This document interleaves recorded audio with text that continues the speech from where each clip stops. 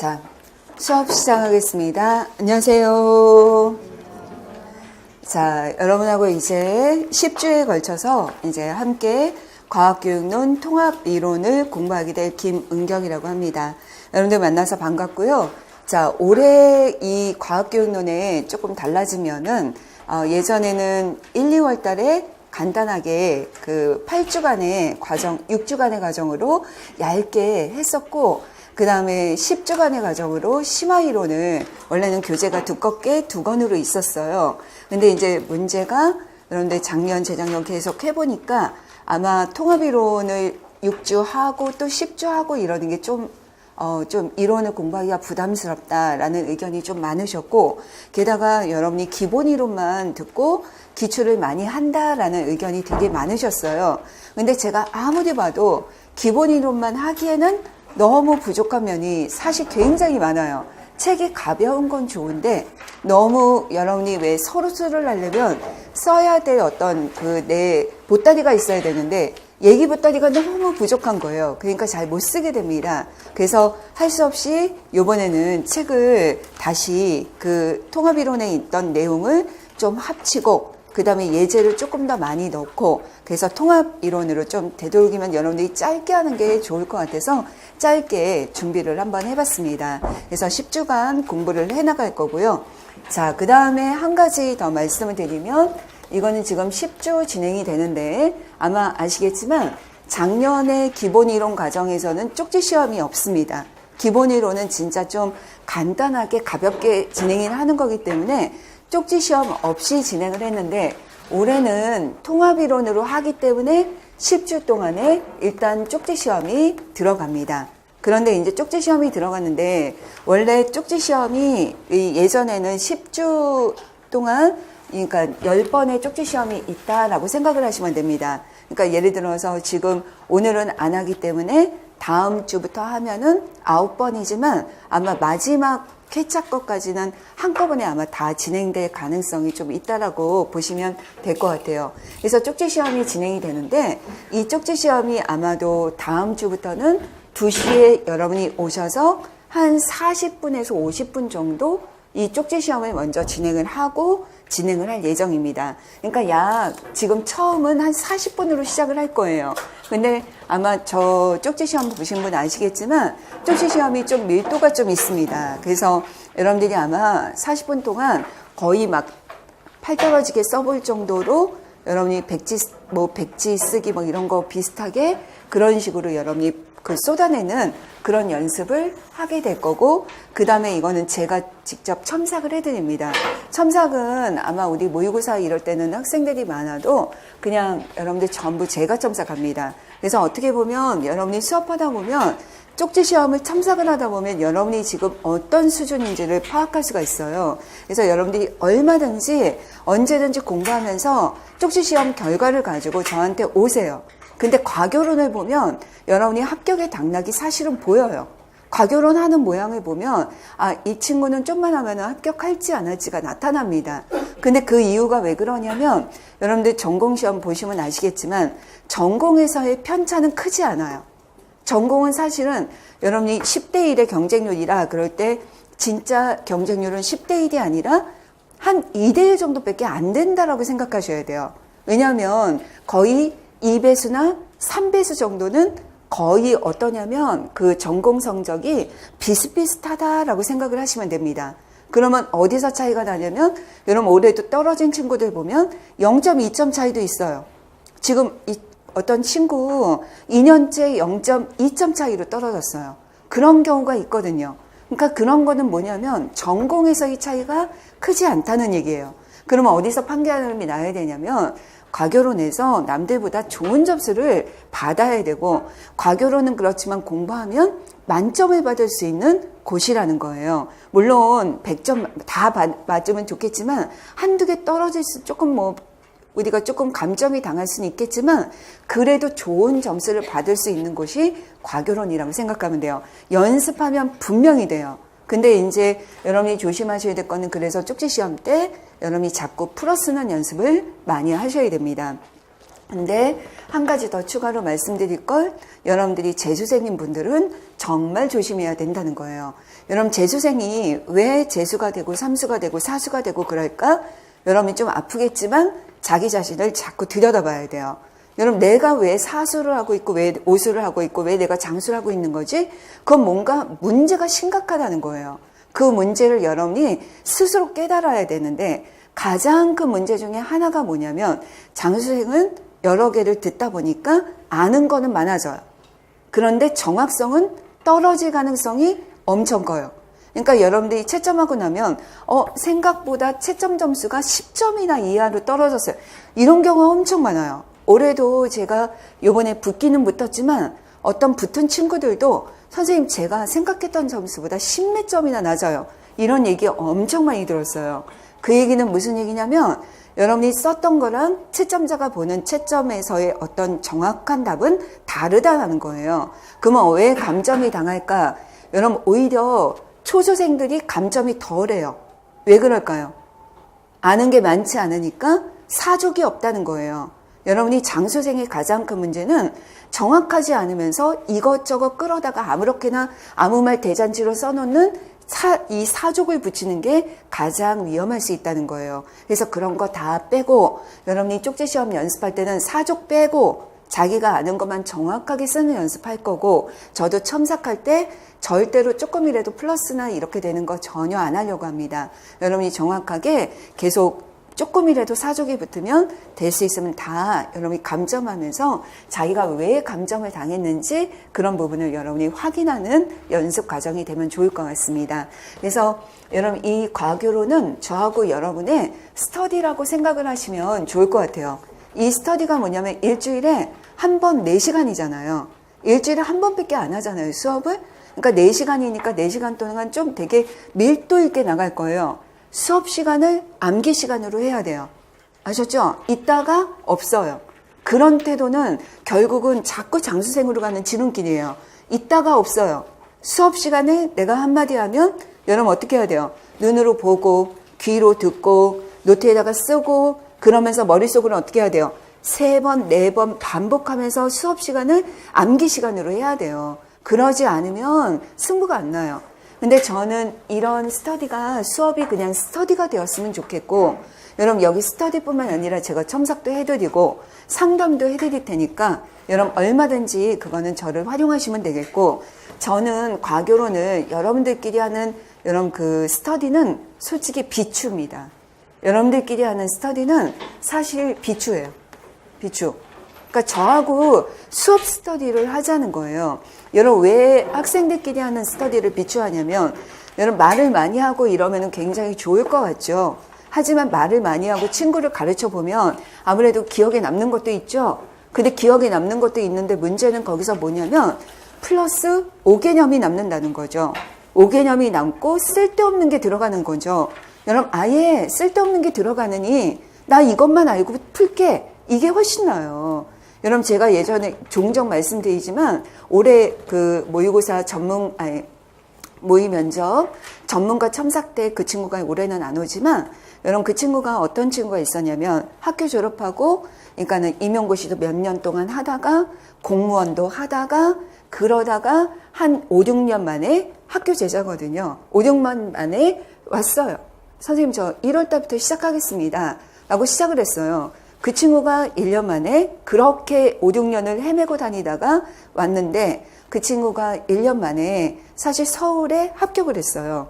근데 그 친구 보면서 저는 지금도 그 친구 얘기를 정말 많이 해요. 근데 그 친구가 공부할 때 보면 이 친구들이 스터디처럼 왜 뭐 오빠 이거 뭐야 뭐 이렇게 옆에서 그 친구들이 많이 물어보죠. 나이가 많으니까 군대도 갔다 왔지, 게다가 5, 6년을 헤매고 왔지, 나이가 30 넘어서 갔거든요. 근데 그 친구한테 엄청 많이 물어봐요. 오빠 이거 뭐야? 막 이러면 몰라 그러는 거예요. 근데 그 친구는 제가 학부 때부터 봤지만 그 친구가 진짜 아는데 모른다고 그러는 친구가 절대 아니에요. 성격이 엄청 착한 애예요. 근데 몰라는 거예요. 그러면서 하는 말이 그거 시험에 나오는 기출됐던 거야? 라고 친구들한테 물어봐요. 아니 그건 아닌데 그래도 나올 수 있지 않을까? 그러면 이 친구는 딱 잘라서 얘기해요. 나는 뭐 모르는 건 안 쓸게. 나 지금 이것도 몰라. 나 기출도 몰라.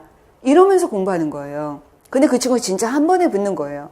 여러분이 자세가 100점 맞으려고 공부하는 자세는 틀린 자세예요. 여러분 어떻게 100점을 맞아요? 왜냐면 출제자의 여러분이 내가 교사라고 해서 출제자가 돼봐요. 학생들이 100점 맞을 수 있도록 문제를 내는 게 진짜 교사일까? 그렇지 않아요. 변별력 때문에 구석에서 몇 개는 낼 수밖에 없단 말이에요. 이게 뭔가 돼야 되거든요. 우리가 선별시험이니까. 그렇기 때문에 여러분이 공부할 때 제일 중요한 건 난 100점을 맞기 위해서 구석구석 뭐 전공의 구석구석에 있는 것까지 다 해야지. 이런 거 잘못된 태도란 말이에요. 그거 버려야 돼요. 그럼 어떻게 해야 될까요? 여러분 제일 중요한 건 내가 시험에 떨어진 거는 어려운 걸 못 풀어서 떨어진 게 절대 아니라는 거를 여러분 재수생들은 아실 거예요. 모르는 걸 내가 어려운 걸 못 풀어서 떨어진 게 아니라 아는 거를 실수했기 때문에 떨어지는 거예요.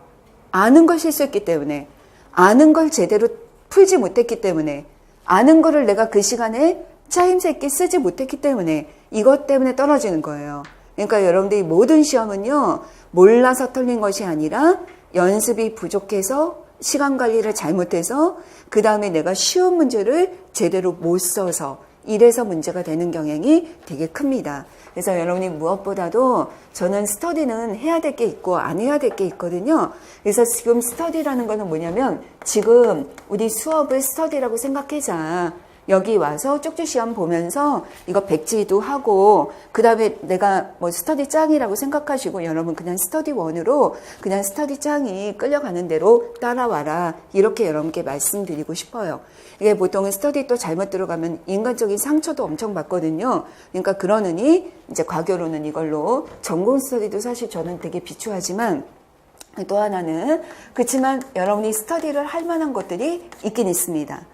어떤 것이 있냐면 일단 스터디를 할 수 있는 게 뭐냐면 1월, 2월에 여러분이 공부할 때 보면 마음이 좀 들떠서 제대로 어떻게 공부해야 되는지도 모르고 뭘 해야 될지도 모르고 그러면서 어영부영 시간이 흘러가요. 근데 시간은 어떻게 써야 되냐면 여러분 우리가 공부라는 것이 아침에 새벽에 방문각 6시에 문 열면 6시에 들어와서 여러분 12시에 만약에 문 닫으면 12시에 문 닫고 나간다고 해서 그렇게 성실한 사람이 합격하면 참 좋겠는데 엉덩이에 땀띠 날 정도로 앉아있던 사람이 합격하면 좋겠는데 억울한 건 그렇게 열심히 살고 그렇게 성실한 친구가 떨어진다는 거죠. 여러분 그럼 그 친구가 이게 이 시험이 잘못되고 사회가 잘못된 건가? 그거 아니라는 거예요. 여러분이 얄밉게 공부했어야죠. 여러분 시험에 나오는 것만 공부해야 되는 거고 열심히가 보상받는 건 아니에요. 열심히가 아니라 열심히는 너무 나쁜 것일 수 있어요. 그냥 열심히는. 여러분 남한테 보이기 위한 공부 스스로 알아요. 나 지금 내가 진짜 공부했어? 아니면 진짜 시간을 메꾸기 위해서 공부를 했어? 이거는 스스로가 알아요. 집에 들어갈 때 알아요. 그거는 남은 속여도 자기는 못 속여요. 아마 그런 느낌 여러분 다 아실 거예요. 저도 시험도 떨어봤고 공부도 해봤기 때문에 여러분한테 하는 소리예요. 그거 필요 없다는 거예요. 여러분 놀고 싶으면 살짝 놀아요. 여러분 만약에 늦잠 자고 싶으면 늦잠 자는 날도 있어야죠.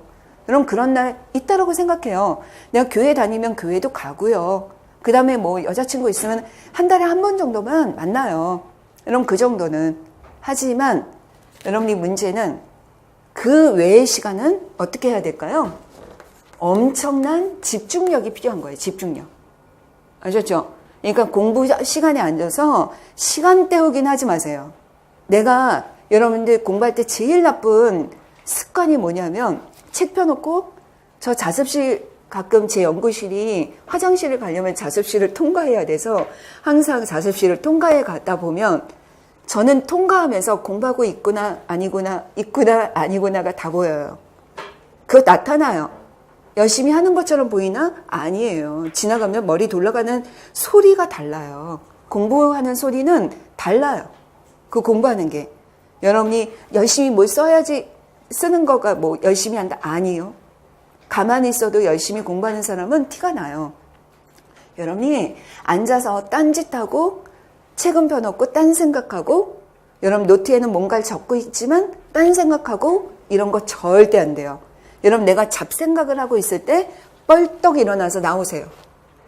습관을 들이세요. 내가 잡생각하고 있어? 또 다른 고민하고 있으면 뻘떡 일어나서 나와서 한 바퀴 돌고 오세요.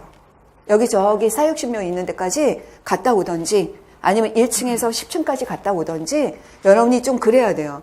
근데 습관적으로 앉아서 자꾸 핸드폰 보지 그 다음에 노트 정리하지. 노트 정리는 공부가 아니죠.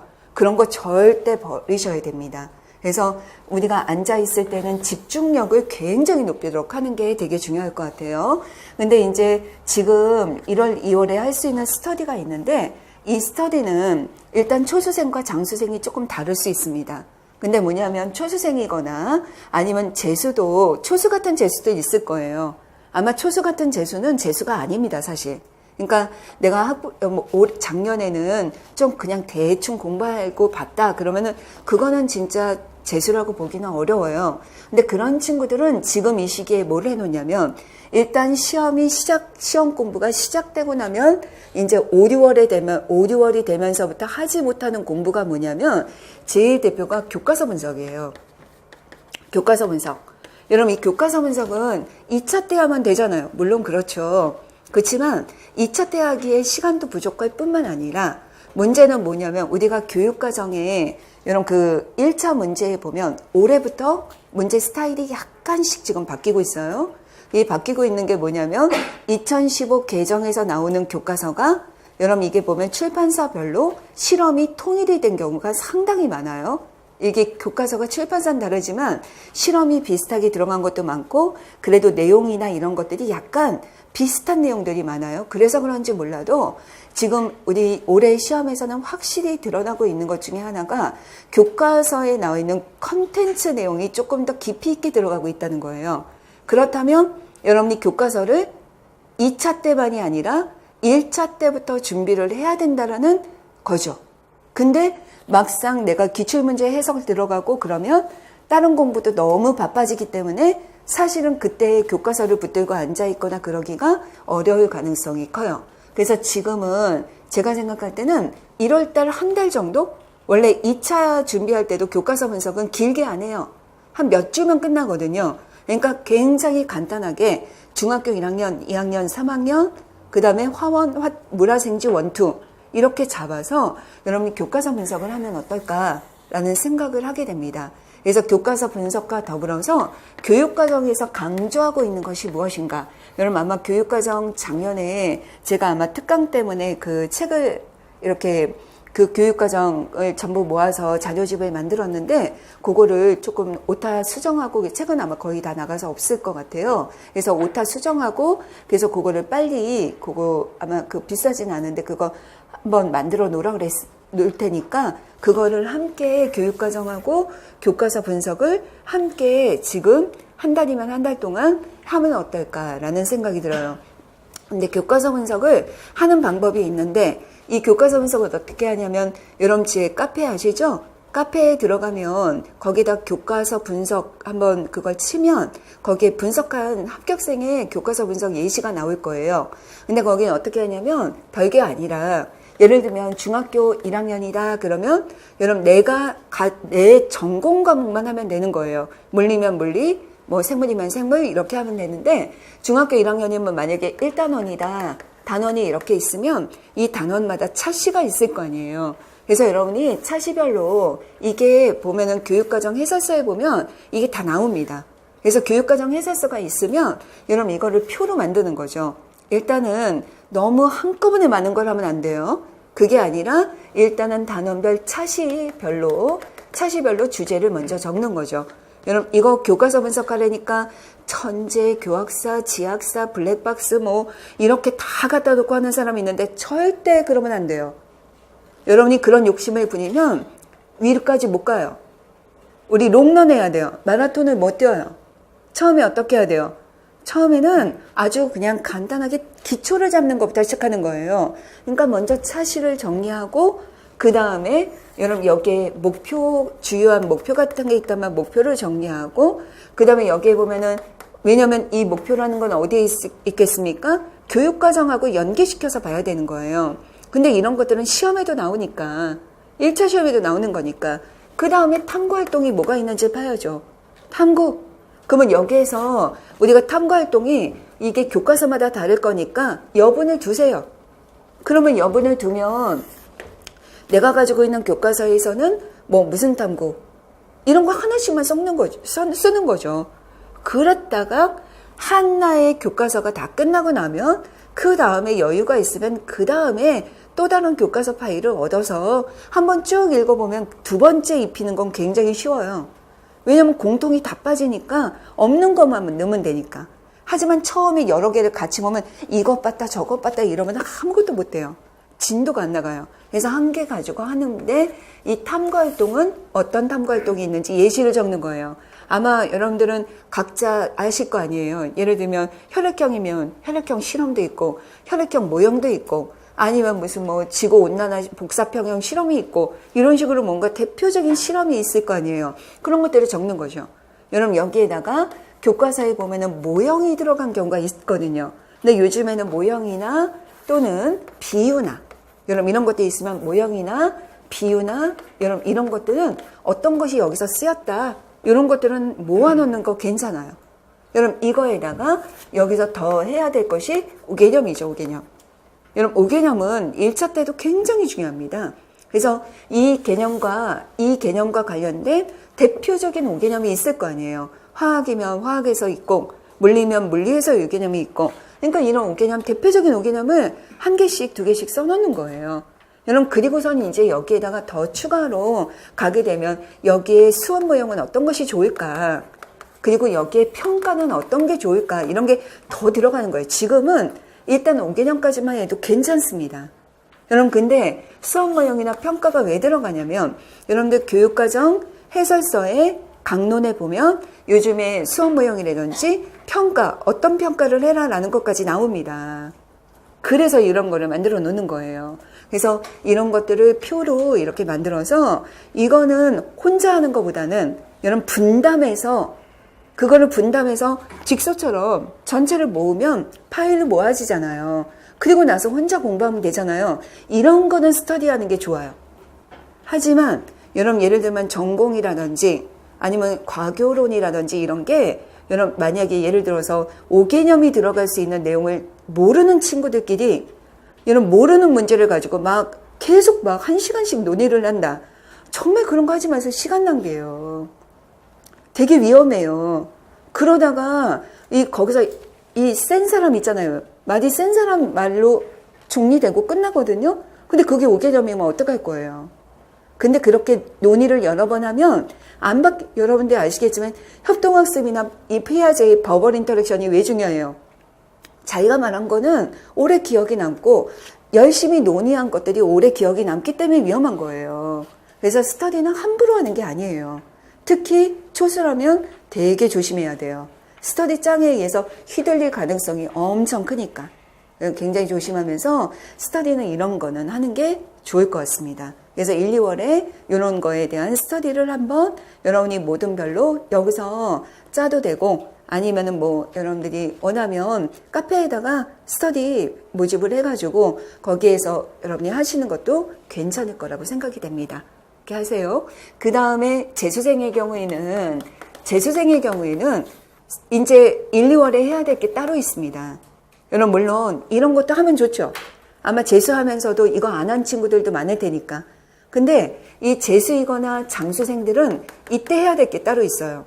어떤 걸 해야 되냐면 여러분들이 시험 보기 전에 여러분 이제 시험 보러 가기 전에 한 11월 달 말쯤 됐는데 한 11월 초 정도가 되니까 이제 좀 문제가 보일 것 같긴 한데 한 달만 더 있었으면 아니면 일주일만 더 있었으면 하는 생각이 들었을 때가 있었을 거예요.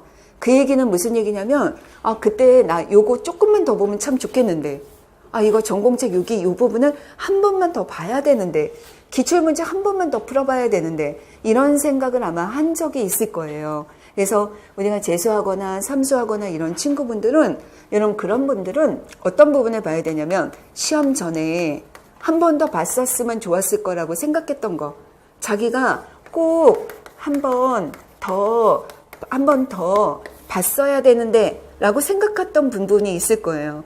그런 부분을 지금 스터디를 하는 거예요. 지금 공부해 놓으세요. 지금. 예를 들면 여러분 제가 다른 전공에서는 깊이 있게 말씀드리겠지만 화학의 경우에는 물리화학도 있고 분석화학도 있고 유기화학이 있고 무기화학이 있는데 보통은 조금 다르게 생각하는 것 중에 하나가 유기화학이에요. 근데 아직도 재수하고 장수하면서 유기화학을 완전히 내 걸로 안 만들어 놓은 분들이 계세요. 그럼에도 불구하고 재수하면서 또 그냥 대충 하고 시험을 보면 안 된다는 거예요. 여러분 이런 건 자기가 부족한 전공 중에서 예를 들어서 생물에서도 나는 분류는 완전 꽝인데 아니면 뭐 어느 부분은 진짜 모르겠는데 이런 부분이 분명히 있을 거라고 생각이 돼요. 전공 중에서 특히 약한 부분이 있을 거예요. 그런 부분은 지금 해놓는 거예요. 1, 2월에 결판을 놓으세요. 1, 2월 달이나 3월까지는 뭔가 한 과목을 집중적으로 팔 수 있는 시간적인 여유가 있는데 이제 5월 달 되고 6월 달 되면 한 과목에 집중하기는 되게 어려워져요. 점점 뒤로 가면. 그러면 그럴 때는 막 휩쓸려 가게 돼 있거든요. 그러니까 지금 내가 부족한 영역, 부족한 파트를 반드시 지금 완전히 보완해 놓는다. 이렇게 생각해 놓으시면 좋을 것 같습니다. 그래서 이런 부분을 좀 공부를 하시면서 정리를 잘 해 놓으시면 좋을 것 같아요. 공부하시면서 이제 조금 더 제가 같이 더 다른 부분은 말씀드리겠지만 지금으로서는 여러분께 말씀드리고 싶은 것은 이 정도입니다. 그래서 여러분이 스터디를 할 때면 스터디에 적합한 부분을 찾아서 스터디를 하자. 그리고 수업 시간은 여러분의 공부 시간으로 만들자. 그리고 복습은 여러분 어떻게 해야 될까요? 복습은 오늘 끝나고 난 다음에 해야 되는데 여러분이 복습을 할 때도 조심해야 될 게 뭐냐면 노트 정리하지 마세요. 노트 정리는 누굴 위한 거예요? 여러분 노트 정리는 수업 시간에 연습장에다 막 적는 걸로 땡! 나만 보면 돼요. 아셨죠? 여러분 노트 정리 모든 전공에서 노트 정리 예쁘게 하지 마세요. 누구 주려고? 여러분 그거 피눈물 나봐야지 그 느낌을 아나요? 여러분 저는 해봐서 알아요. 여러분 노트 정리 다 예쁘게 해서 다 친구들 주고 여러분 뭐 다 스터디해서 다 친구 가르쳐주고 여러분 근데 나만 떨어지고 친구 다 붙고 여러분 이런 거 경험이 있어요. 근데 그런 필요 없어요. 노트 정리는 친구를 위한 거예요. 물론 이런 자료들 제가 중간중간에 주면 친구들이 자료 달라고 그러면 다 주세요. 다 주세요. 자료는 꽁하고 있는 게 아니에요.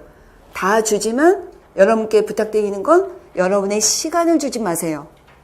여러분의 설명을 하지 마세요. 이해되세요? 다 자료 공유하세요. 하지만 여러분이 가르쳐주고 시간 내고 이럴 필요는 절대 없다는 거예요. 그거 나한테 공부 안 돼요.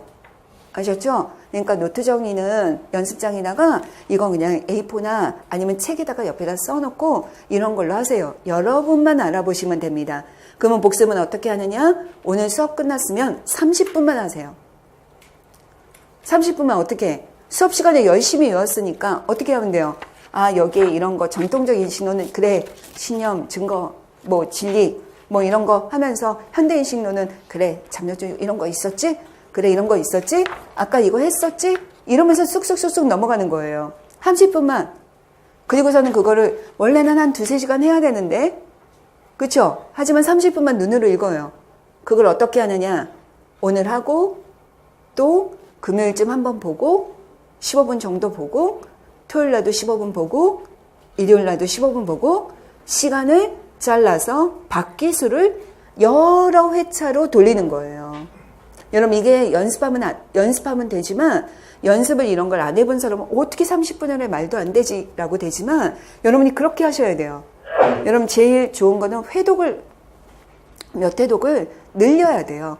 그러니까 여러분이 연습장에 쓰면서 외우는 게 아니라 여러분의 머리를 믿으세요. 자꾸 반복해서 암기하는데 이거를 보고 또 보고 여러분 또 보고 이러면서 한 번 보고 2번 보고 그리고 처음에 볼 때는 스킵만 잡고 두 번째 볼 때는 조금 더 세부적으로 가고 여러분 이러면서 더 딥히고 이러면서 100%를 만들어 나가시면 좋을 것 같아요. 그래서 공부할 때 그런 것 좀 잘 지켜주시기 바랍니다. 그리고 공부 방법은요 언제든지 상담하러 오세요. 그래서 여러분이 그 공부 1년 정도의 계획이나 이런 것들은 함께 논의해 가면서 정리하시면 좋을 것 같습니다. 그래서 이런 잔소리 조금 했는데요. 이제 10주 동안 하면서 여러분이 그 퀴즈나 이런 걸 통해서 통합이론이 딱 이거 한 번밖에 없으니까 여러분이 한번 총 정리를 잘 해내셨으면 좋을 것 같습니다. 자, 그러면 이제 본격적인 이론으로 들어가겠습니다. 이건 책에 있는 거니까 여러분이 분석해 놓은 거니까 여러분이 한 번씩 그 목차니까 한 번씩 보시면 좋을 것 같습니다. 저는 항상 목차를 강조하는 이유가 왜 그러냐면 여러분 항상 과교로는 이렇게 5단원이 내 손에 있다라고 생각하면서 시작을 하는 거예요. 이에 5단원이 있는데 첫 번째 단원이 뭐냐면 과학의 본성이다. 그러면 그래, 과학의 본성에서는 과학 지식이 어떻게 형성되고 어떤 특성을 갖고 과학적 탐구는 뭐고 과학적 방법은 뭐고 과학 이론의 특성은 뭐고 어떻게 변해왔지? 다 이게 들어가는 거예요. 근데 여러분 나중에 되면 과학 이론을 똑깍똑깍 클릭해서 들어가면 그 안에 포퍼도 있고 라카토스도 있고 이런 식으로 들어가게 되는 거예요. 여러분 그리고 예를 들어서 과학적 방법을 열고 들어가면 그 안에 귀납법도 있고 연역법도 있고 이렇게 들어갈 수 있도록 쫙 내 머릿속을 체계화시키는 연습을 하시는 게 좋을 것 같아요. 그래서 목차는 여기 다시 한번 이렇게 한번 정리해 놨습니다. 자, 그러면 1장에 우리가 과학의 본성에서부터 들어가도록 하겠습니다. 자, 과학의 본성에서는 5개의 단원이 있습니다. 이 5개의 단원이 뭐냐면 첫째, 여러분 이런 것들이 다 키워드예요. 여러분 말하자면 이런 단원명이 말하자면 브루너가 얘기한 지식의 구조예요. 아셨죠? 여러분 지식의 구조를 뭐라고 하냐면 우산이잖아요. 아까 말한 것처럼 과학의 본성에서부터 우산으로 쫙 이렇게 펼쳐져 가면서 세부화시켜서 나간다라고 생각하면 돼요. 그래서 우리는 과학의 본성에서 일단 과학 지식이 어떻게 형성되었나, 어떤 특성을 가지고 있나, 어떤 방법을 사용했고, 어떻게 탐구해 나갔지?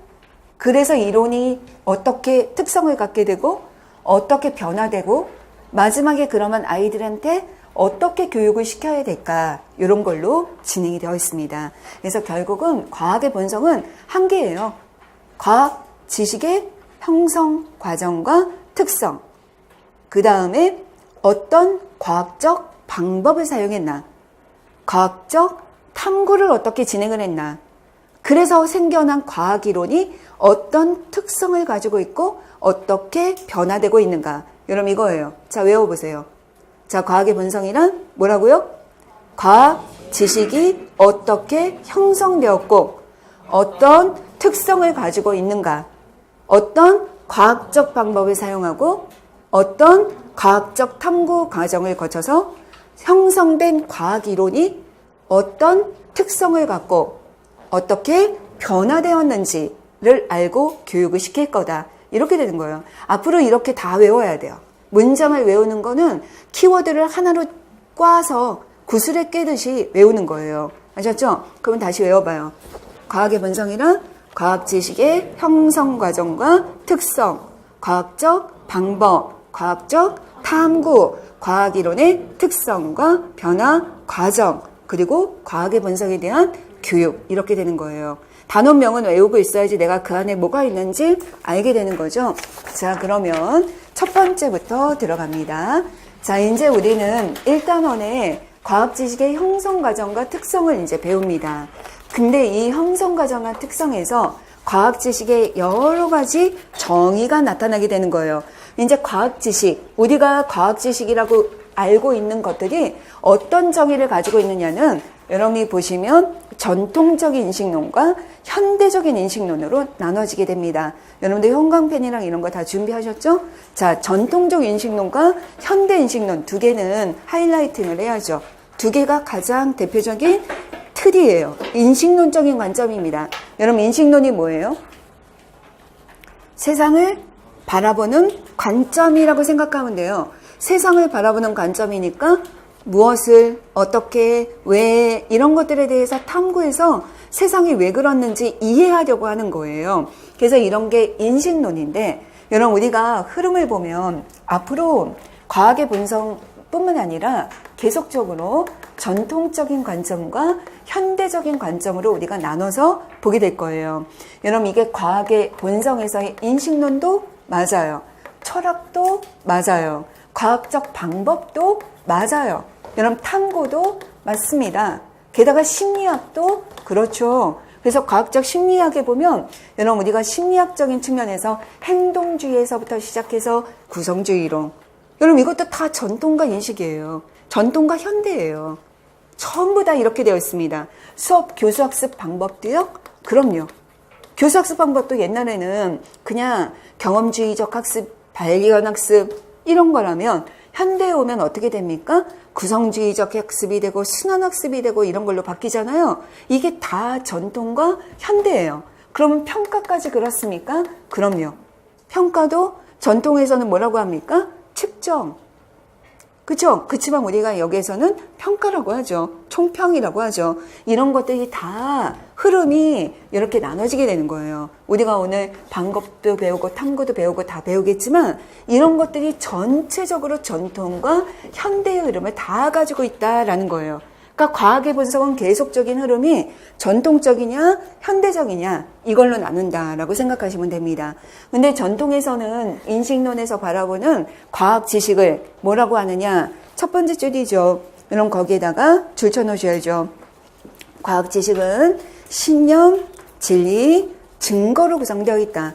자, 거기 줄 쳐놓으세요. 신념, 진리, 증거. 여러분 신념이자 진리이자 증거예요. 근데 이거를 그 밑에다가 제가 풀어서 해놨습니다.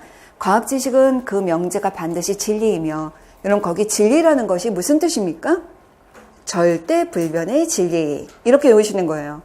여러분 절대 불변의 진리. 여러분 전통적 인식론은 절대 불변이라고 생각하는 거예요. 여러분 진리라고 생각하는 거예요. 그 다음에 두 번째는 과학자가 참이라고 믿는 것. 참이라고 믿는 거예요. 절대 불변의 진리니까 이게 참이야 라고 믿는 거예요. 여러분 그러니까 이게 신념이죠. 참이라고 믿는다는 거죠. 자, 그 다음에 다양한 방법이라는 게 조심해야 될 게 과학적 방법을 통해 정당화된 것이라고 보는 거예요. 정당화, 그러니까 증거가 있는 것들이라는 것입니다. 이렇게 보시면 돼요. 그러니까 우리가 철학적인 관점이나 인식론적인 배경이 된 게 뭐냐면, 여러분 전통적 인식론은 경험을 해야 돼. 구체적인 경험. 여러분 실증, 증거가 있어야 돼. 그리고 실제로 존재하는 것들이야. 실제론자들. 여러분 그리고 이것을 하나하나 세부적으로 환원적으로 분석해서 봐야 돼. 여러분 이런 것들이 전통적인 철학적인 관점이 베이스가 된 거예요. 그러니까 여기서부터 나오는 거예요. 내가 경험했거든. 내가 증거를 발견했거든. 실제로 존재하고 내가 분석을 해보니까 이것은 과학 지식은 신념이자 진리이자 증거다라고 보는 거예요. 자, 과학 지식이 전통에서 뭐라고 합니까? 신념, 증거, 진리. 여러분 여기다 말을 붙이면 참이라고 믿기 때문에 신념. 여러분 진리는 절대 불변의 진리. 증거라는 것은 과학적 방법을 통해서 증명된 것. 이렇게 보는 거예요. 여러분이 이제 말을 쓸 때도 서술이라는 것도 이렇게 조금씩 붙여넣는 것도 키워드 앤드 붙여넣기. 여러분 이거에다가 살을 붙이는 연습을 하셔야 됩니다. 이게 뭔지 모르면서 연습장에다가 열심히 외우는 건 아무 의미 없는 거예요. 여러분 머릿속에 이해를 하면 그게 절로 암기가 되도록 해야 돼요. 이해가 제일 중요한 거예요. 완전하게. 그래서 신념과 진리와 증거. 여러분 신념이자 진리이자 증거. 여러분 전통적 인식론 요게 세 개가 앞으로 계속적으로 키워드를 쓸 거예요. 여러분 그러면서 전통적 과학 철학으로 보면 과학은 합리적 학문이다. 여러분 합리적, 여러분 굉장히 중요한 합리주의도 여기에 들어가죠. 합리주의. 여러분 그러니까 굉장히 합리적인 학문이다 라고 본 거예요. 왜 합리적이라고 봤어요? 아니 증거가 있으니까. 그렇죠? 그리고 참이니까. 그리고 절대 불변의 진리니까 합리적이라고 생각했다라는 얘기입니다. 그래서 합리적 학문이라고 봅니다. 그래서 전통적인 과학 철학은 절대론과 실제론 이런 거기다 줄여놓고 바로 절대론과 실제론의 배경을 두고 있습니다. 철학적 관점이 절대론과 실제론이다라는 것입니다. 근데 그것만 있는 건 아니죠. 경험주의, 실증주의, 합리주의 뭐 이런 것들은 다 됩니다. 이런 것들이 전통적인 관점이에요. 그 다음에 과학적 방법으로는 여러분 거기 지금 다 따로따로 지금 나오고 있죠. 자, 문장을 여러분이 이렇게 슬래시로 나누든지 그래서 그걸 하나하나 보셔야 돼요. 첫 번째 문장은 신념, 진리, 증거에 대한 것이고 두 번째 문장은 철학에 대한 것이고 세 번째 문단은 방법에 관한 것입니다. 라는 거예요. 여러분 아까 위에서 다양한 방법이라고 그랬는데 아까 제가 다양한 방법을 다른 말로 뭐라고 한다고요? 과학적 방법이라고 전통적 인식론에서는 과학적 방법으로 결정을 하는 거예요. 과학적 방법에는 이 전통주의자들은 뭐라고 설명합니까? 귀납, 연역, 가설연역 등이 있습니다. 라는 거예요. 귀납, 연역, 가설연역입니다. 여러분 우리가 오늘 이거 조금 더 자세히 배우겠지만 귀납, 연역, 그리고 가설, 연역 이렇게 세 가지 방법이 대표적이다라는 거예요. 물론 등이지만 이게 대표적이라는 거예요. 얘네들이 과학적이야 라고 생각하는 거예요. 전통적 인식론자들은 과학적 방법이라는 게 따로 존재한다고 생각한 거예요. 이런 거 아니면 과학적이 아니야 라고 생각한다는 거예요. 아셨죠? 자, 전통적인 과학적 방법은 귀납, 연역, 가설, 연역이 대표적입니다. 여러분 이것을 귀납, 인덕션, 연역, 디덕션이라고 하는 겁니다. 여러분 귀납의 정의가 뭐죠? 그렇죠. 귀납의 정의를 말하면 특수한 사례들로부터 여러분 말하자면 관찰해서 서울의 까마귀 까매, 부산 까마귀 까매, 일본 까마귀 까매, 미국 까마귀 까매, 그러므로 땡땡땡 뭐라고 해요? 일반화. 모든 까마귀는 까매. 이렇게 가는 거죠. 그래서 우리가 이걸 한마디로 하면 뭐라고 했냐면 구체적인 특수 사례로부터. 여러분 특수 사례라는 거는 진짜 아주 작은 사례. 여러분 사례로부터 어떻게 해요? 일반화 시켜내는 여러분 대전제처럼 일반화를 도출하는 과정을 귀납이라고 합니다. 이렇게 하는 거예요. 여러분 연역은 뭡니까? 연역은 뭐예요? 대전제. 여러분 대전제. 일반화된 대전제로부터. 여러분 이게 말하자면 사람은 죽는다. 모든 사람은 죽는다. 라는 대전제로부터. 그럼 산단본 논법에서 나오듯이 소크라테스가 사람이니까 소크라테스도 죽어 라고 얘기하는 여러분 이거 특수한 사례를 뽑아내는 게 바로 이 대전제로부터 대전제에서 특수 사례를 검증하는 과정이 바로 연역이다 라고 보는 거예요. 이거 뒤에서 나옵니다. 뒤에서 아직은 안 배우지만 그래도 아마 여러분들 학교에서 다 공부하신 거니까 한 번씩 짚고 넘어가자는 거예요. 여러분 여기서 가설연역이라는 건 뭡니까? 여러분 가설연역이 나오게 된 배경이 뭐예요? 귀납도 있어 왔어. 연역도 있어 왔어. 하지만 귀납에도 한계점이 있어. 연역에도 한계점이 있어. 이거 가지고는 안 될 것 같아. 그래서 이거의 두 개의 장점을 연결해서 만들어 보자. 귀납법과 연역법의 기초에서 그걸 만들어낸 게 가설연역이에요. 아셨죠? 두 개를 보완해서 만든 게 가설연역이에요. 근데 이 가설연역도 물론 한계점은 있죠. 근데 가설연역이라는 거는 여러분 이거 딱 한마디로 얘기하면 뭘까요? 가설을 세우고 연역적으로 검증한다는 거죠. 근데 가설을 어떻게 세우게 될까? 그렇죠. 자, 어떤 현상을 관찰을 해. 여러분 어떤 현상을 관찰했어? 오늘 하늘이 파래. 그러면 어떤 사람은 그냥 지나가겠지만 이걸 현상을 관찰하고 난 다음에 왜 그렇지? 이게 들어가면 뭐가 만들어져야 되죠? 설명을 해야 되는 거예요. 왜 그렇지? 라는 설명이 인과적 의문이 생겨요. 그러면 이거에 대해서 뭐를 합니까? 여러분 누구나 오늘 하늘이 왜 파래요? 물어보면 여러분이 아는 대로 그래도 내가 그동안 가져온 지식이라든지 이거에 기초해서 잠정적인 답을 만들어내는 거죠. 잠정적인 답을 만들어내죠. 이걸 우리가 뭐라고 합니까? 그렇죠. 이게 가설인 거예요. 아셨죠? 가설을 세우면 내가 가설을 세우면 실제로 진짜 그게 맞아? 책을 찾아보거나 아니면 실험을 하거나 자료를 조사하거나 이럴 거 아니에요. 그게 뭐예요? 검증을 하는 거죠. 여러분 그러면 이게 연역이죠. 이렇게 되는 거예요. 이게 가설 연역이 되는 거예요. 그래서 이러한 여러분 근데 여기 귀납이 어디에 있습니까? 귀납이 어디 있어요? 그죠? 여러분들 훌륭하신 분들이군요. 많이 공부하시고 오셨군요. 훌륭하십니다. 현상을 관찰할 때 있는 거예요. 이상해요. 내가 어제도 하늘이 파랬는데 오늘도 파래요. 옛날에도 파랬어요. 내가 관찰했는데 하늘이 파래요. 왜 그래요? 이렇게 물어보는 거죠. 여기가 바로 귀납이에요. 아셨죠?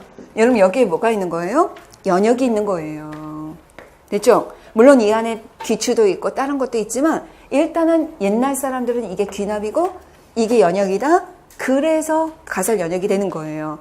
이게 전통적 인식론자들이 가지는 대표적인 이런 과학적 방법이었다라는 것입니다. 이해되죠? 자, 여기 이거는 문장 통째로 외워야 돼요. 다 중요한 거예요.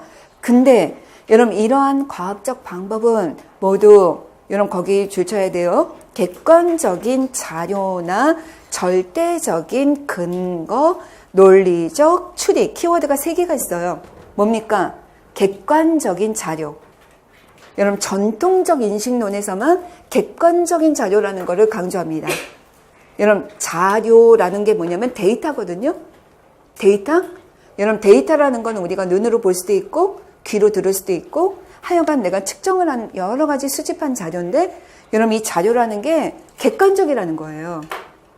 현대 인식론에서는 객관이 될 수가 없어요. 왜냐하면 내가 보고 싶은 것만 보니까. 여러분 파란 하늘을 봤는데 슬픈 추억이 나타나니까 나는 파란 하늘을 봤을 때 나는 슬퍼라고 느낄 수도 있는 거고 어떤 사람은 파란 하늘을 보니까 굉장히 기쁘고 행복해 라고 할 수도 있는 거고 이건 각자마다 다른 거예요. 자료라는 것은. 그렇기 때문에 여러분 이게 현대인식론에서는 객관이라는 것이 있을 수 없다는 거예요. 이거부터가 틀려요. 객관적인 자료는 전통적 인식론의 고유한 특성이에요. 또 하나 절대적인 근거예요. 여러분 여기다 줄쳐놓고 절대적인 근거. 여러분 절대라는 게 있을 수 있을까? 아니라는 거예요. 여러분 때마다 다르거든요. 사실은 기준이라는 것도 여러분 옛날에는 예를 들어서 귀걸이를 여자가 하면 안 되는데 요즘에는 귀걸이가 남자가 하면 또 이상할 수도 있고 어느 시대 가면 또 여자가 하면 절대 안 될 수도 있고 그건 알 수가 없다는 거예요. 시대마다 사회마다 역사적으로 봤을 때 이런 것들이 달라질 수 있기 때문에 절대라는 것은 있을 수 없다는 거예요. 하지만 전통은 절대적인 것을 강조한다. 여러분 게다가 아까 논리적 추리 합리주의라고 그랬잖아요. 그러니까 논리적이라고 보는 거죠. 하지만 지금은 논리적이라고 보지 않지만 여러분 절대 이 전통적인 과학 인식론에서는 논리적 추리 과정이라고 본다라는 겁니다. 그래서 한편 논리적 추리가 그 골격이 되는 과학적 방법은 과학을 합리적인 학문으로 생각할 수 있는 근거가 되었던 것이다. 이렇게 되는 거예요. 그래서 이런 개념이 전통적 인식론적인 관점이에요. 여러분이 혼자서 지금 배운 걸 가지고 문장을 2-3문장으로 쓸 수 있어야 돼요. 여러분 첫 번째 문장 외워볼게요. 과학 지식이 뭐라고요? 과학자가 참이라고 믿는 신념. 또 하나는 절대 불변의 진리. 그 다음에 과학적 방법에 의해 정당한 증거. 여러분 이게 가장 대표적인 특성이 되는 거예요. 자, 그래서 이 전통적인 과학 철학은 합리적이라고 보는 관점이 컸어요. 근데 그게 왜 그래? 라고 한다면 철학적인 관점에 뭐가 들어있으니까 절대론이나 실제론이 들어있고 과학적 방법에서는 뭘 사용하니까? 그렇죠. 귀납이나 연역이나 가설 연역법을 과학적 방법으로 사용하고 있으니까 그래서 이런 것들을 논리 추리라고 한다. 이렇게 되는 것입니다. 그래서 이것이 바로 전통적인 인식론의 관점이구나 라고 외워두세요. 외우셔야 돼요. 계속 반복해서.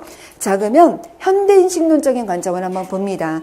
자, 이제 첫 번째 줄이 있는데 이거는요 진짜 끝까지 우리가 계속 외울 거예요. 과학 지식이란 현대인식론에서 뭐라고 그래요?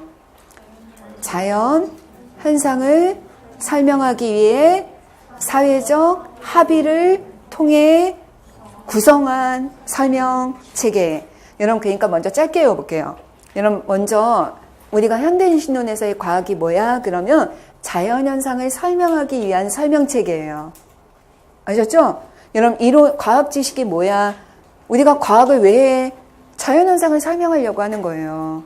그러니까 자연현상을 설명하기 위한 설명 체계야. 그런데 여러분, 여기다가 사를 붙이면 여러분, 어떤 방법을 통해? 사회적 합의를 통해. 여러분, 그리고 또 하나, 사회적 합의를 통해서 절대 불변의 진리를 모은 게 아니야. 그게 아니라 뭐 한 거래요? 구성한. 새롭게 만든 거예요. 구성한이에요. 구성. 여러분, 이것들이 키워드예요. 그래서 여기 보면 사회적 합의, 이게 과학적 방법 중에 하나로 들어간 거예요. 여러분, 이게 전통적 인식론에서 없는 거죠.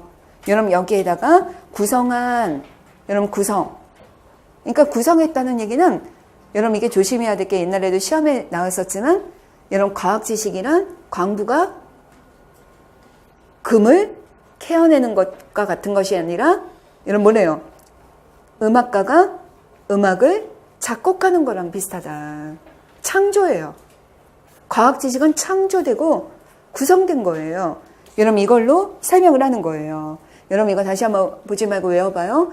우리가 전통 인식론이 아닌 현대인식론적인 관점의 과학 지식이란 현상을 설명하기 위해 사회적인 합의를 통해 구성한 설명 체계, 이렇게 되는 거예요. 이건 언제든지 여러분 나중에 쓰실 거예요. 그래서 과학 지식은 감각적 지각이나 의사소통을 통해 수용된 것이 아니라, 수용이 아니라, 여러분, 수용 아닙니다. 여러분, 이것이 아니라 어디다 주시냐면 능동적으로 구성에다 주세요. 여러분, 이것이 흡수되고 남한테 들은 게 아니라 능동적으로 구성된 것입니다. 이렇게 돼요. 그래서 여러분, 거기에 또 하나 있죠? 여러분, 거기에다가 여러분이 번호를 붙여놔도 돼요. 능동적 구성이다. 수용된 것이 아니라 능동적 구성이다. 여러분, 두 번째는 절대 불변의 진리가 아니라 언제라도 바뀔 수 있는 임시적인 개념 체계이다. 여기다 주시세요. 이거 얼마나 시험에 많이 나와요.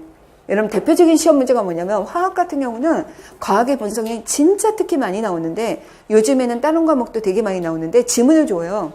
근데 지문에 어떤 게 나오냐면 옛날에는 플로지스톤이었는데 요즘은 연소설이래. 이런 지문 내용이에요. 위에 들어있는 과학의 본성의 대표적인 특성을 찾아서 써라. 그건 뭐예요? 바뀐 거잖아요. 과학 지식이 변했다는 거잖아요. 그 근거를 써라. 뭐라고 써야 돼요? 이거네. 이걸 쓰는 거예요. 과학 지식은 절대 불변의 진리가 아니라 언제라도 새로운 증거가 나오면 언제라도 바뀔 수 있는 임시적인 설명체계이자 개념체계이다. 이게 답이 되는 거예요. 아셨죠? 앞으로 우리가 이런 것들을 많이 볼 텐데 이런 포인트들을 다 문장을 외우시는 거예요. 근데 문장을 외울 때는 문장을 그냥 외우는 게 아니에요. 키워드 먼저 외우고 거기다가 살 붙이기로 가는 거예요. 그래서 이런 내용을 주셔놓고 기억하세요. 그러면서 또 나와요. 현대 과학 철학에 따르면, 여러분, 아까 전통적인 거는 실제론이자 이게 절대론이자 막 이런 것들이었는데, 여러분, 현대의 철학에 따르면 주관적이고 이념주의, 관념주의, 주관주의 이러잖아요. 여러분, 기억나죠? 그래서 주관적이라는 거예요. 그리고 여기에서 이념적이라는 거예요.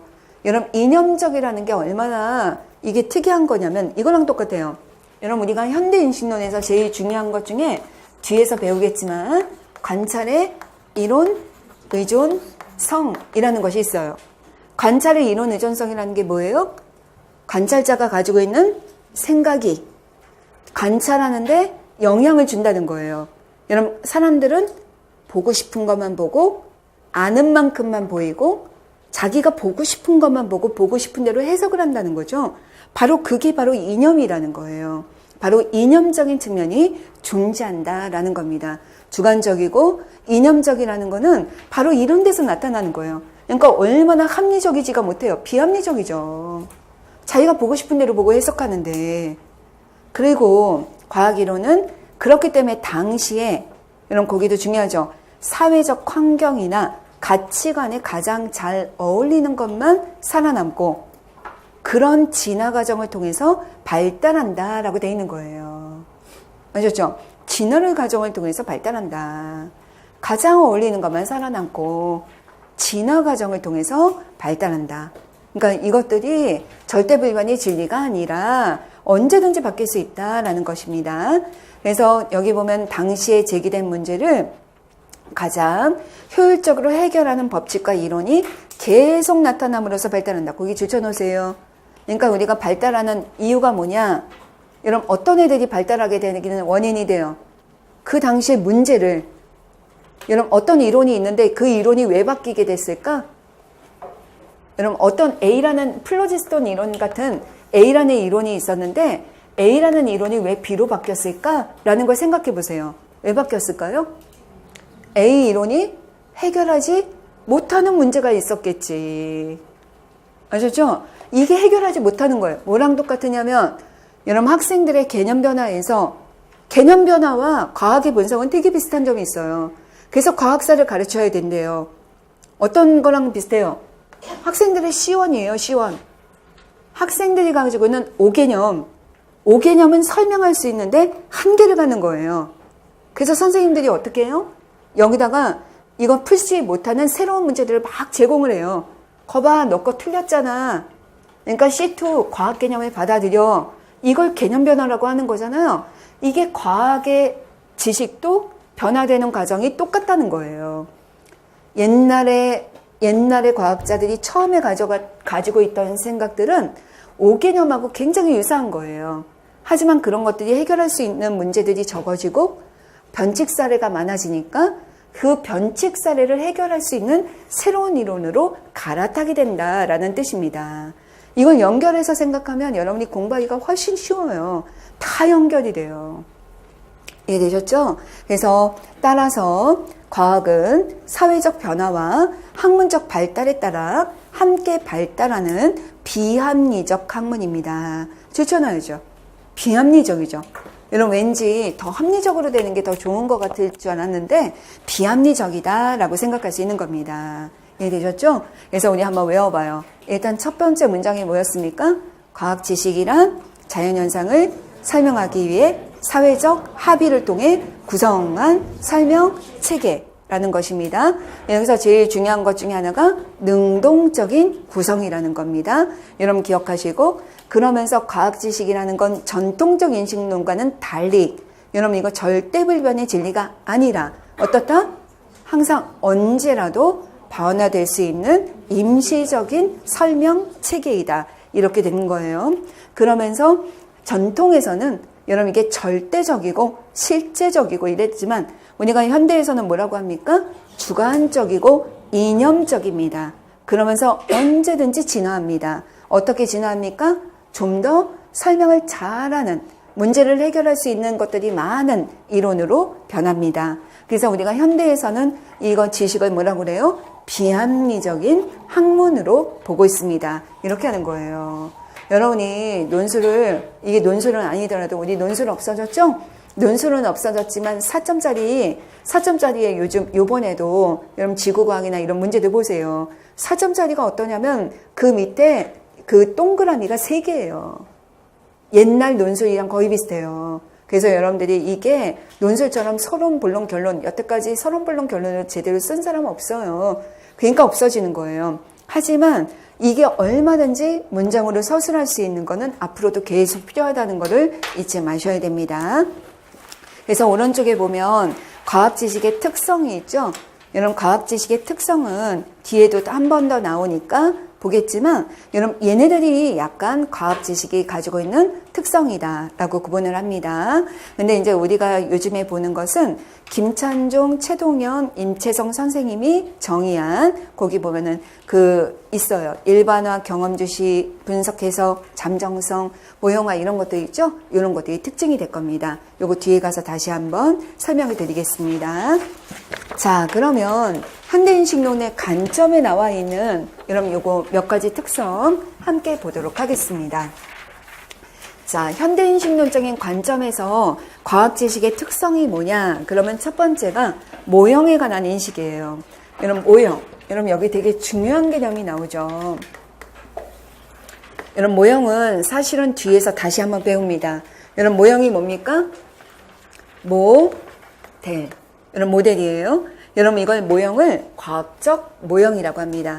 여러분 과학적 모형이라고 하는데 여러분 과학적 모형은 우리가 아직 여러분들이 물론 학교 때 배우셨지만 여기 뒷부분에 우리가 다시 나옵니다. 이 과학적 모형이라는 것은 여러분 이것은 항상 얘랑 짝을 지르고 있는 게 이론이에요. 이론. 여러분 이론을 설명하는 도구. 아셨죠? 자, 모형이 뭐라고요? 과학 이론을 설명하는 도구. 그러면 이론이 뭐예요? 자연현상에 대한 설명 체계. 근데 자연현상에 대한 설명 체계가 이론인데 이론을 설명하기 위한 도구가 모형이야. 여러분 이렇게 되죠? 여러분 그래서 모형이 도구인데 왜 모형을 써야 되나? 왜 모형을 써야 되죠? 이론이 자연현상에 대한 설명적인데 이론이 추상적이야. 너무 추상적이야. 그러니까 이 너무 추상적이기 때문에 학생들이 공부할 수 있도록 도와줘야 돼. 여러분 예를 들어서 물리에서도 막 예를 들면 무슨 블랙홀이라든지 아니면 전자가 막 전류가 어떻게 흐르는지 아니면 화학에서도 분자 운동이 어떻다는지 생물에서도 유전자가 어떻게 된다든지 이런 것들은 사실 눈으로 볼 수 없기 때문에 아이들한테 너무 어려운 거예요. 그래서 아이들만 그런 게 아니라 과학자들도 이거를 설명할 방법이 없는 거예요. 그러니까 과학자들이 어떤 현상에 대한 자신의 생각을 정리한 게 이론인데 그 이론을 설명할 때 써야 되는 게 도구가 되는 거예요. 그러니까 과학자들이 많이 쓰는 게 모형이라든지 비유라든지 은유라든지 이런 걸 많이 쓰죠. 그게 바로 모형이다라는 것입니다. 그래서 모형이라는 것은 이론을 설명하기 위한 도구다. 자, 다시 한번 모형의 정의가 뭐라고요? 과학 이론을 설명하기 위한 도구. 왜 써야 된다고요? 과학 이론이 추상적이기 때문에 쓰게 됩니다. 그래서 이거의 대표적인 모형이 뭐냐면 요 최근에도 나오는 게 뭐냐면 원자 모형이 대표적인 거예요. 이런 원자 모형 같은 게 대표적인 과학적 모형입니다. 그래서 원자 모형을 쓸 때 돌턴의 원자론 여러분 이런 거 많이 들어봤죠? 왜냐면 그런 입자는 화학에서만 쓰는 게 아니잖아요.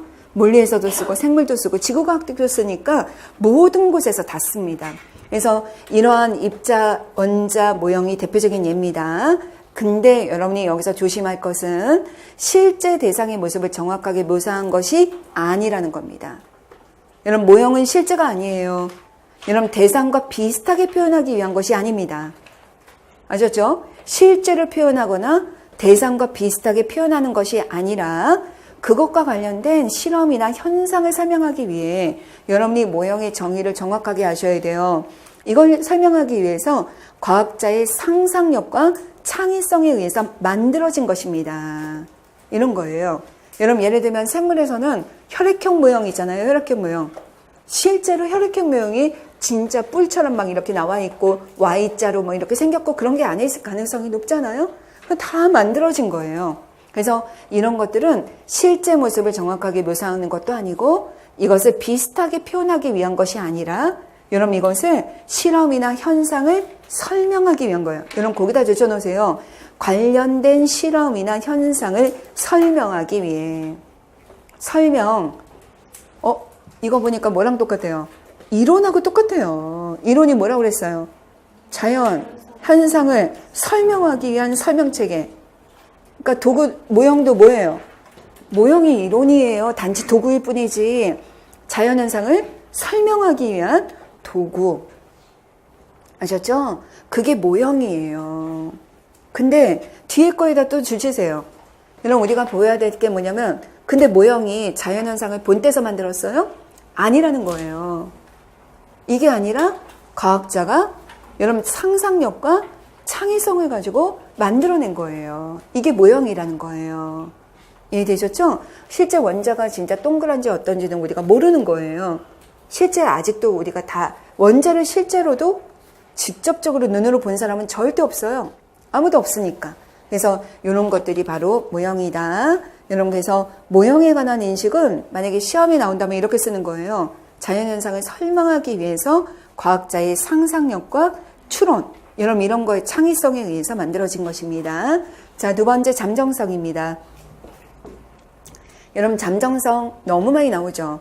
잠정성의 뜻이 뭐예요? 잠정적이다. 잠정적이다.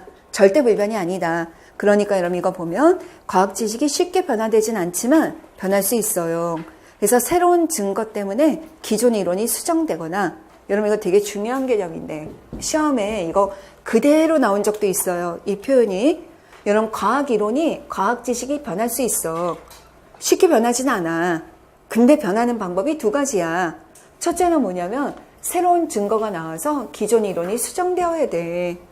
여러분 두 번째는 뭐냐면 새로운 시각이나 기준이 나타나서 자료를 새롭게 해석하다 보니까 잘못이 되면서 대안적인 이론이 나오게 돼. 이런 거예요.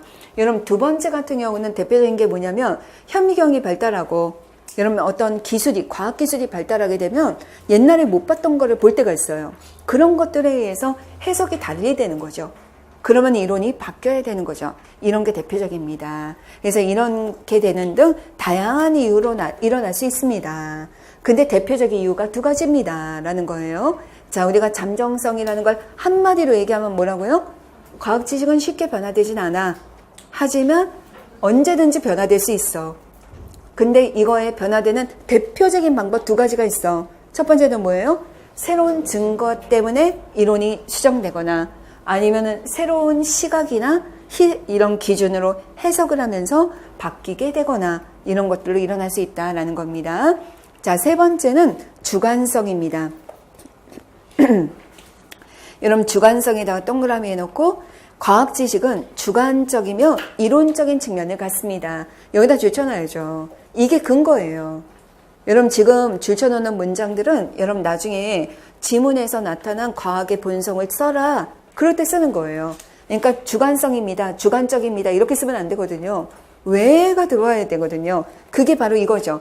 과학 지식은 주관적이며 이론적인 측면을 가지고 있습니다. 근데 그 이론적인 측면이 뭐냐? 여러분 아까 얘기했던 관찰의 이론 의존성과 관련이 된 거예요. 거기 뒤에 보세요. 과학자의 신념, 선지식, 훈련, 경험, 기대 등은 그들의 연구에 영향을 줍니다. 또한 여러분 연구에 영향을 주는데 어떤 거에 영향을 주냐면 어떻게 연구를 수행할지, 무엇을 관찰할지, 무엇은 관찰 안 할지, 그리고 그것을 어떻게 받아들이고 해석할지에 영향을 준다라는 겁니다. 여러분 뭐랑 똑같으냐면 엑스레이 사진을 지금 우리한테 갖다 주면 우리는 아무것도 못 보죠. 그냥 엑스레이 사진이라는 것밖에 모르죠. 하지만 의사 선생님들이 오면 여기가 뭐가 지금 여기 암이 있네. 아니면 여기가 막혔네. 이런 것들을 알아낼 수 있죠. 그만큼 선지식과 훈련 이런 것들에 따라서 달라지게 된다라는 겁니다. 그래서 이런 것들을 합쳐서 한 문장을 만들 수 있어야 돼요. 어떻게 만들면 될까요? 과학자의 신념이나 선지식이나 훈련이나 경험이나 기대 등에 의해서 과학 지식은 주관적으로 관찰되고 이론 의존적인 측면을 갖는다. 이런 식으로 뭔가 묶어서 한 문장을 만들어 놓으셔야 돼요. 이해되시죠? 자, 이번에는 추론과 상상력의 사용입니다. 그래서 추론과 상상력은 사실은 모형에서도 나왔지만 여러분 모형에서도 추론과 상상력이 필요하지만 이론이라는 것 자체도 어떻습니까? 각자의 생각이에요. 왜 그런지에 대한 각자의 생각을 말하니까 이론이 만들어질 때는 모두 다 추론이나 상상력이 들어있다라고 생각하시면 돼요. 각자 개개인의 특성이니까. 그래서 여기에는 그 사람의 추론이나 상상력, 창의성의 산물입니다. 이론적 존재의 발명을 포함합니다. 라는 거죠. 이게 화학에서만 2번 출제가 된 적이 있었어요. 자, 어떤 경우였냐면 현대인식론에서의 과학 지식이 전통적인 것과 다른 점의 하나가 뭐냐면 여러분들 벤젠이라는 그 고리 구조를 아시죠? 이 케쿨레라는 사람이 벤젠의 고리 구조를 밝혀낸 것이 꿈을 꾸고 이거를 발견했다라는 대표적인 얘기가 있거든요. 근데 꿈이라는 것도 사실 어떻게 보면은 증거나 이런 것들이 아니잖아요. 과학적 방법도 아니죠. 근데 우리가 현대에서는 그런 어떤 은유, 직관, 여러분 이렇게 꿈 이런 것들도 과학 지식을 발견하는 데 있어서 우리가 발명하는 데 있어서 이런 것이 상상력이나 이런 것들이 포함될 수 있다라는 증거가 되는 거예요. 여러분 멘델레예프도 그랬대요. 멘델레예프도 그 주기율표가 2017년도에 아주 10점짜리가 나왔었는데 그때도 마찬가지예요. 멘델레예프가 그 주기율표를 만들 때 하도 막 만들다가 엎드려서 꿈을 꿨는데 꿈속에서 막 이렇게 배열을 했다는 거예요. 그거를 꿈속에서 배열한 거를 갑자기 깨어나서 그거를 갖다 배열을 했다라는 게 있어요. 근데 우리가 여러분들도 아마 그런 거 경험해 본 적 있잖아요. 내가 워낙 무슨 시험이나 이런 거에 막 집중하다 보면 꿈속에서 문제를 풀어요. 꿈속에서 수학도 풀고 화학도 풀고 뭐 물리도 풀고 이렇게 아마 풀어본 사람도 있었을 거예요. 그런 것처럼 이런 꿈이라는 것도 결국은 인간의 어떤 사고의 그 상상력이나 추론이나 이런 것들이 이게 이면적으로 잠재적으로 이루어지고 있는 거다라고 볼 수 있는 것입니다. 자, 그 다음에 4번째 보면 과학적 방법에 대한 잘못된 신념 이런 것이요.